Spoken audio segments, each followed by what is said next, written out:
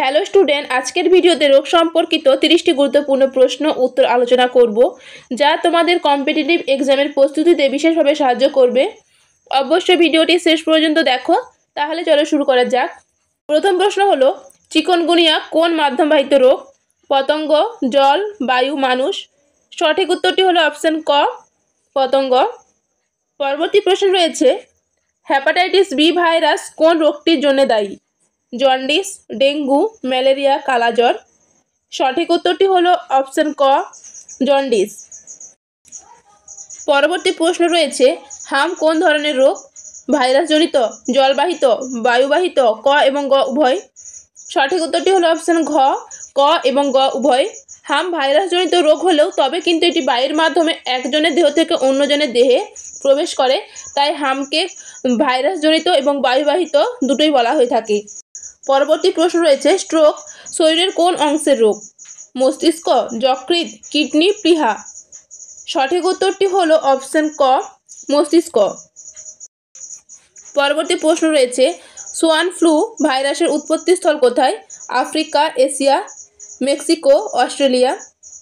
সঠিক উত্তরটি হলো অপশন গ, মেক্সিকো। পরের প্রশ্ন হলো, সূক্ষ্ম রক্তনালিকা পরীক্ষা করার প্রযুক্তির নাম হলো এনজিওগ্রাম, এনজিওপ্লাস্টি, ইটিটি, ইসিজি?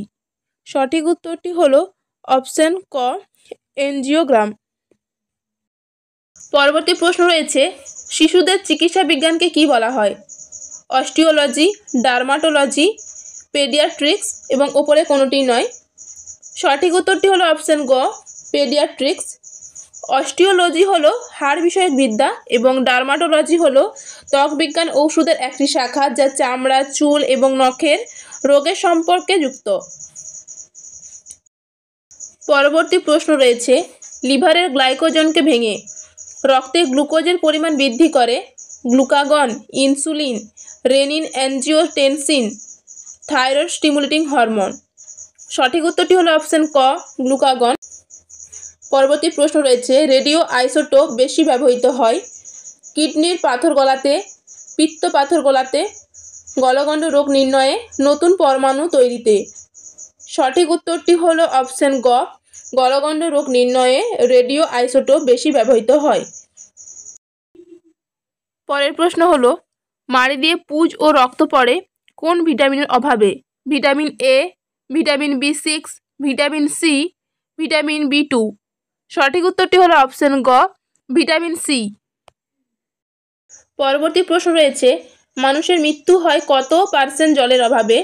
5%, 8%, 10%, 15%? সঠিক উত্তরটি হলো অপশন গ, 10% জলের অভাবে মানুষের মৃত্যু হয়ে থাকে। পরবর্তী প্রশ্ন হলো, মানুষের কোন রোগটি অ্যাসিড বৃষ্টির কারণে হতে পারে? Jaundice, meningitis, asthma, diabetes? সঠিক উত্তরটি হলো অপশন গ, অ্যাজমা। পরবর্তী প্রশ্ন রয়েছে, মাইকোব্যাকটেরিয়াম টিউবারকিউলোসিস জীবাণু দ্বারা মানবদেহ কোন রোগে আক্রান্ত হয়? এইডস, ডেঙ্গু, কলেরা, যক্ষ্মা? সঠিক উত্তরটি হলো অপশন ঘ, যক্ষ্মা। পরবর্তী প্রশ্ন হলো, মা ও শিশু উভয়ের স্বাস্থ্য ঝুঁকি বেড়ে যায় সন্তান ধারণজনিত কারণে, অর্থাৎ মা এবং শিশু উভয়ের স্বাস্থ্য ঝুঁকি বেড়ে যায় কোন সময়ে সন্তান নিলে? 19 বছরের আগে অথবা 25 বছরের পরে, 20 বছরের আগে অথবা 30 বছরের পরে, 22 বছরের আগে অথবা 32 বছরের পরে, 20 বছরের আগে অথবা 35 বছরের পরে? সঠিক উত্তরটি হলো অপশন ঘ, 20 বছরের আগে অথবা 35 বছরের পরে যদি কেউ সন্তান নেয় তাহলে কিন্তু মা এবং শিশু উভয়ের স্বাস্থ্য ঝুঁকি থাকে। পরবর্তী প্রশ্ন হলো, মা এবং শিশুকে টিটেনাস থেকে রক্ষা করার জন্য কোন ভ্যাকসিন দেওয়া হয়? Tetanus toxoid, bacillus Calmette Guerin, oral polio vaccine, measles vaccine?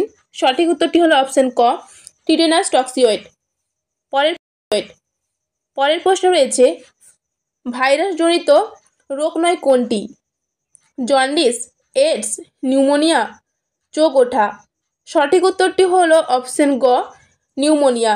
Pneumonia কিন্তু ব্যাকটেরিয়া ঘটিত রোগ। পরবর্তী প্রশ্ন রয়েছে, ব্রঙ্কাইটিস কোন অঙ্গে হয়? ফুসফুস, শ্বাসনালী, যকৃৎ, কিডনি?